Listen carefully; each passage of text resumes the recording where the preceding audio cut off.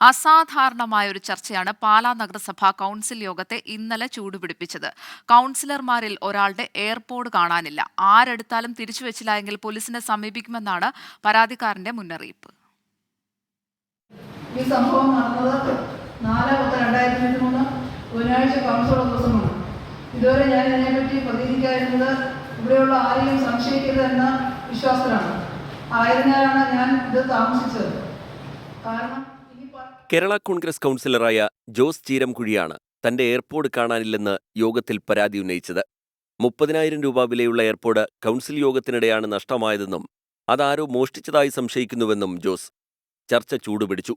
എയർപോഡിനെക്കുറിച്ച് വിവരമില്ലാതായതോടെ ചെയർപേഴ്സന്റെ വെളിപ്പെടുത്തൽ. എയർപോഡിന്റെ ലൊക്കേഷൻ കണ്ടെത്തിക്കഴിഞ്ഞെന്ന്. എന്നിട്ടും ആരും കുറ്റം സമ്മതിച്ചില്ല. എയർപോഡ് തിരിച്ചു തന്നില്ലെങ്കിൽ പോലീസിൽ പരാതി നൽകാനാണ് കൗൺസിലറുടെ തീരുമാനം. LDFിലെ ധാരണപ്രകാരം ചെയർപേഴ്സൺ സ്ഥാനം CPIM ഇന്നൊഴിയും.